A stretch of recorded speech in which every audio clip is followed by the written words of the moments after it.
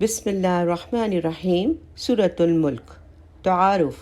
یہاں سے قرآن کریم کے آخر تک زیادہ تر مکی صورتیں ہیں۔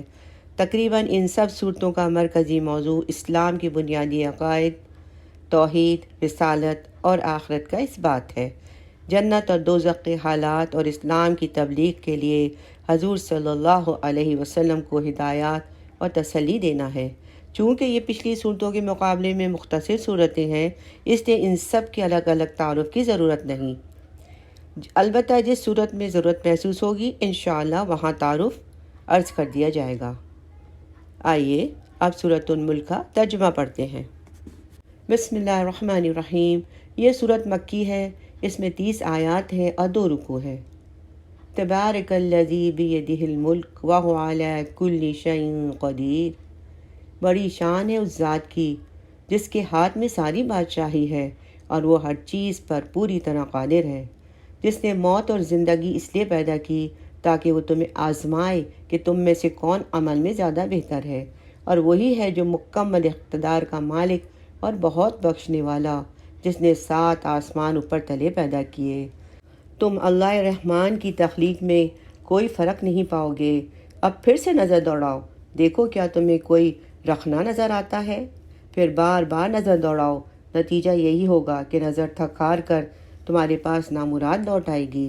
اور ہم نے قریب والے آسمان کو روشن چراغوں سے سجا رکھا ہے اور ان کو شیطانوں پر پتھر برسانے کا ذریعہ بھی بنایا ہے، اور ان کے لیے دہکتی آگ کا عذاب تیار رکھا ہے، اور جن لوگوں نے اپنے پروردگار سے کفر کا معاملہ کیا ان کے لیے جہنم کا عذاب ہے، اور وہ بہت برا ٹھکانہ ہے۔ جب وہ اس میں ڈالے جائیں گے تو اس کے دھاڑنے کی آوازیں سنیں گے، وہ جوش مارتی ہوگی، ایسا لگے گا جیسے وہ غصے سے پھٹ پڑے گی۔ جب بھی اس میں کافروں کا کوئی گروہ پھینکا جائے گا تو اس کے محافظ ان سے پوچھیں گے کہ کیا تمہارے پاس کوئی خبردار کرنے والا نہیں آیا تھا؟ وہ کہیں گے ہاں بے شک ہمارے پاس خبردار کرنے والا آیا تھا، مگر ہم نے اسے جھٹلا دیا اور کہا کہ اللہ نے کچھ نازل نہیں کیا، تمہاری حقیقت اس کے سوا کچھ نہیں کہ تم بڑی بھاری گمراہی میں پڑے ہو۔ وہ کہیں گے اگر ہم سن لیا کرتے اور سمجھ سے کام کرتے تو آج ہم دوزخ والوں میں شامل نہ ہوتے۔ اس طرح وہ اپنے گناہوں کا خود اعتراف کریں گے۔ غرض کے پھٹکار ہے دوزخ والوں پر۔ اس کے برعکس جو لوگ بن دیکھے اپنے پروردگار سے ڈرتے ہیں اور ان کے لیے بے شک مغفرت اور بڑا اجر ہے، اور تم اپنی بات چھپا کر کرو یا زور سے کرو، سب اس کے علم میں ہے، کیونکہ وہ دلوں تک کی باتوں کا پورا علم رکھنے والا ہے۔ بھلا جس نے پیدا کیا وہی نہ جانے، جبکہ وہ بہت باریک بین مکمل طور پہ باخبر ہے۔ وہی ہے جس نے تمہارے لیے زمین کو رام کیا، لہذا تم اس کے مونڈوں پر چلتے ہو اور اس کا رزق کھاؤ، اور اسی کے پاس دوبارہ تمہیں زندہ ہو کر جانا ہے۔ کیا تم آسمان والے کی اس بات سے بے خوف ہو بیٹھے ہو کہ وہ تمہیں زمین میں دھسا دے تو وہ ایک دم تھر تھرانے لگے، یا کیا تم آسمان والے کی اس بات سے بے خوف ہو بیٹھے ہو کہ وہ تم پر پتھروں کی بارش برسا دے؟ پھر تمہیں پتہ چلے گا کہ میرا ڈرانا کیسا ہے۔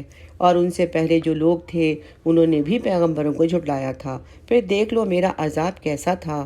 اور کیا انہوں نے پرندوں کو اپنے اوپر اٹھا کر نہیں دیکھا کہ وہ پروں کو پھیلائے ہوئے ہوتے ہیں اور سمیٹ بھی لیتے ہیں، اور ان کو اللہ رحمان کے سوا کوئی تھامے ہوئے نہیں ہے؟ یقیناً وہ ہر چیز کی خوب دیکھ بھال کرنے والا ہے۔ بھلا اللہ رحمان کے سوا کون ہے جو تمہارا لشکر بن کے تمہاری مدد کرے؟ کافی لوگ تو نرے دھوکے میں پڑے ہوئے ہیں۔ اگر وہ اپنا رزق بند کر دے تو بھلا وہ کون ہے جو تمہیں رزق عطا کر سکے؟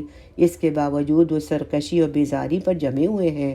بھلا وہ شخص اپنے منہ کے بل اوندھا چل رہا ہے، وہ منزل تک زیادہ پہنچنے والا ہے، یا وہ جو ایک سیدھے راستے پر سیدھا سیدھا چل رہا ہے؟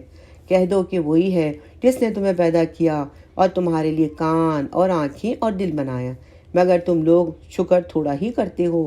کہہ دو کہ وہی ہے جس نے تمہیں زمین میں پھیلایا اور اسی کے پاس تمہیں اکٹھا کر کے لے جایا جائے گا۔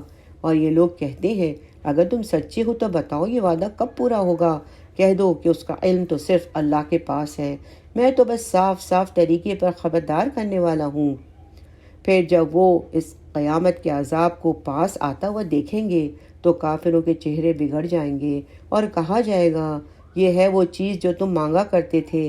اے پیغمبر صلی اللہ علیہ وسلم، ان سے کہو کہ ذرا یہ بتلاؤ کہ چاہے اللہ مجھے اور میرے ساتھیوں کو ہلاک کر دے یا ہم پر رحم فرما دے تو دونوں صورتوں میں کافروں کو دردناک عذاب سے کون بچائے گا؟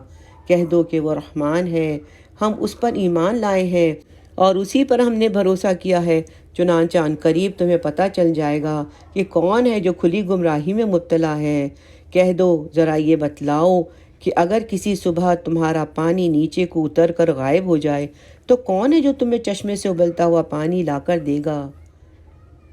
الحمدللہ یہاں پر سورہ الملک کا اختتام ہوا۔ بارک اللہ لی و لکم۔